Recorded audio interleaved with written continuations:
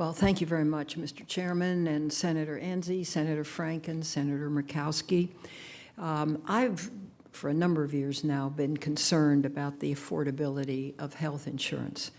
And of course, as you look at health insurance around the world, you see that no country has the size of large for-profit medical insurance companies that the United States of America does.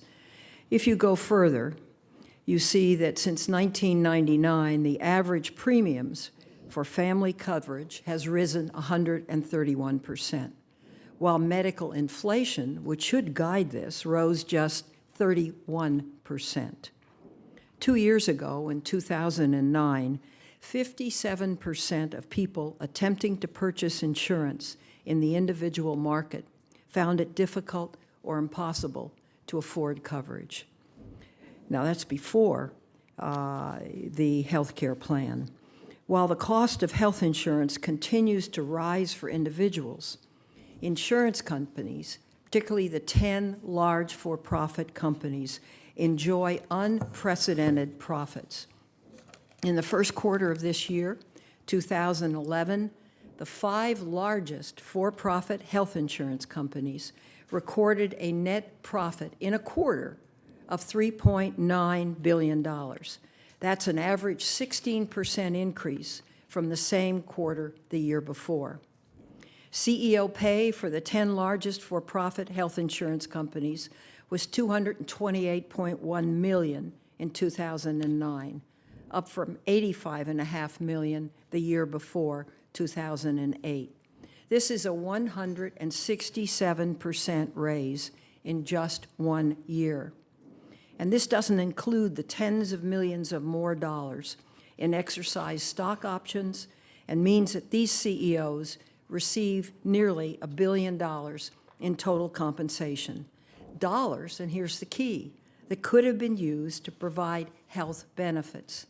I mean, this raises the question to me as to whether America's health insurance should be controlled by for-profit companies rather than by nonprofit companies.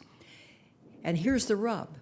At the same time, these insurance companies were reducing the amount they spend on actual medical care. The GAO report shows state insurance practices now vary widely, even within different markets in the same state. To me, the GAO report shows just how fractured the health insurance market continues to be, and how consumers are not uniformly protected from egregious rate increases. I believe that what should be standardized is the authority to block or modify unjustified, unreasonable premium rate increases.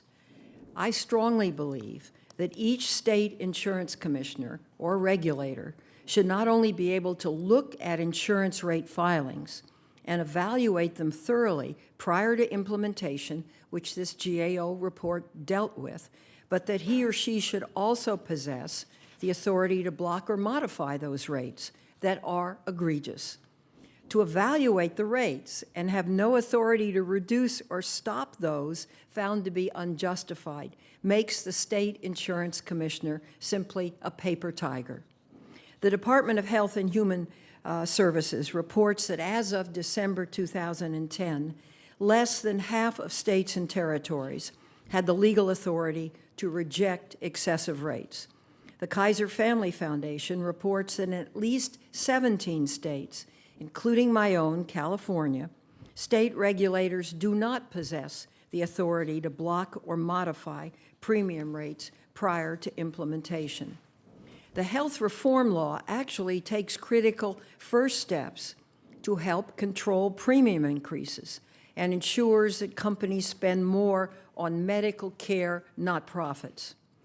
The grants provided to states to improve rate review processes have helped ensure more information is available about all rate increases. However, the law does not grant, the health reform law, does not grant explicit authority to modify or block egregious rate increases. This is a loophole, which is why during health reform, I introduced legislation to authorize the Secretary of Health and Human Services to block or modify unjustified premium increases in states where the regulator does not have that authority. The Health Insurance Rate Review Act of 2011 is pending in this House, and a like bill is also pending in the House of Representatives. These bills create a federal fallback rate review process that grants the Secretary of Health and Human Services authority to block or modify rate increases that are excessive, unjustified, or unfairly discriminatory in those states where there is not appropriate authority. This legislation is a simple, common-sense solution, and we almost got it included in the bill, but we did not. And so since then, what's happening is these big for-profit companies are raising rates wherever they can, sometimes once a year, sometimes twice a year, and sometimes 3 times a year.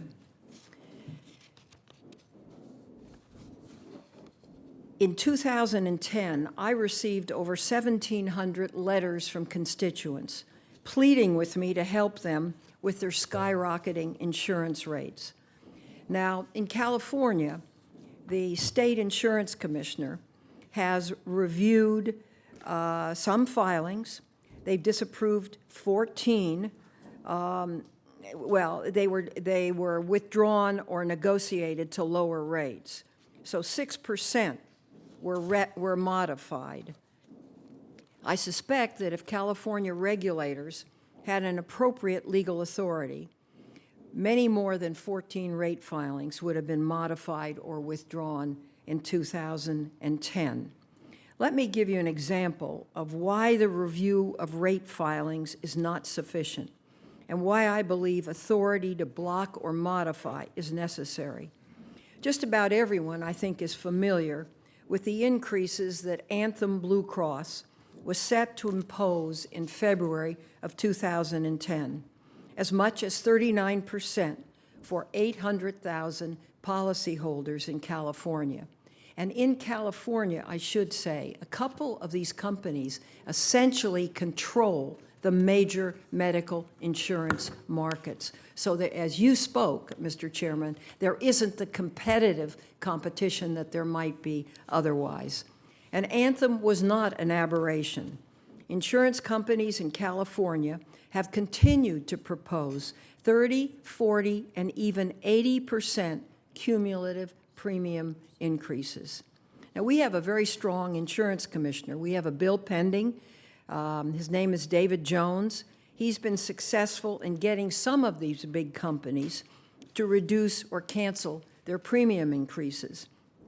Recently, a number of insurance companies were set to impose premium increases in my state, some as much as 80% cumulatively. Commissioner Jones requested a delay of these increases until he had a chance to review them, and the insurance companies complied. After review and pressure from him, Anthem Blue Cross agreed to scale back planned rate hikes from 16.4% to 9.1% for 600,000 individual policies in the Department of Insurance, and to delay implementation of these hikes. But here's the catch. Anthem Blue Cross also serves individual policyholders through the Department of Managed Health Care in California. For over 120,000 Californians that receive their Blue Cross insurance through this department, rates rose an average of 16% on May 1 of this year. The Department of Managed Health Care deemed these increases unreasonable, but they don't have the authority to block them. This means that the same company scaled back rates for some individual policyholders, but not others, and I don't think that makes sense. Now, on page 43 of the GAO report, in the appendix are general comments of the Department of Health and Human Services on the Government Accountability Office's draft report, which is this report. What they say is, for too long, insurance companies in many states have increased health insurance premiums with little oversight, transparency, or public accountability. Health insurance premiums have doubled on average over the last 10 years, much faster than wages and inflation, putting coverage out of reach for millions of Americans. As recently as December 2010, fewer than half of the states and territories had the legal authority to reject a proposed increase if the increase was excessive, lacked justification, or failed to meet other state standards. Additionally, many states that had authority lacked the resources needed to exercise it meaningfully. This lack of authority and resources for states has contributed to unjustified premium increases. And then it announces, starting in September of this year, 2011, HHS is requiring that all non-grandfathered insurers seeking rate increases of 10% or more in the individual and small group markets publicly disclose the proposed increases and their justification for them. Disclosing proposed increases, along with the insurer's justification, sheds light on industry pricing practices that some experts have been led to believe have led to unnecessarily high rates. This transparency in the health insurance market will help promote competition, encourage insurers to work toward controlling healthcare costs, and discourage insurers from charging unjustified premiums. And then it goes on to talk about the Affordable Care Act. I think this is a major step forward, Mr. Chairman. We worked with the health department to try to get them rate review authority as part of the bill. We failed. The lobbying by the big insurance companies obviously was intense, but I think suffice it to say, we have a problem that's out of control, and we have a lot of people suffering for it, and we have a reduction in the number of people covered by this insurance because people can no longer afford the premiums. Now, whether they're doing this just because they know in 2014 the health insurance law goes into play and therefore they want to recover as much as they can before that, or simply because they're going to raise rates as best they can to flush up that bottom line. I think it's just as simple as that. Let me conclude with this. A man by the name of T.S. Reid wrote a book about health care all over the nation. Probably members of this committee have read it. And he concludes that no nation on earth has really been able to reform health insurance with large for-profit insurance industry. That may continue to be a problem, but I just want to thank you for watching this carefully, because our people have to be able to afford to be covered. I wish we could get this rate review through. I thank you for your support of it, and I wish the other side of the aisle, and Ranking Member Enzi has always been fair. We've worked together on other matters, but this one really cries out for watching and for taking action to see that premium rates are truly justified. I thank you for the opportunity to testify.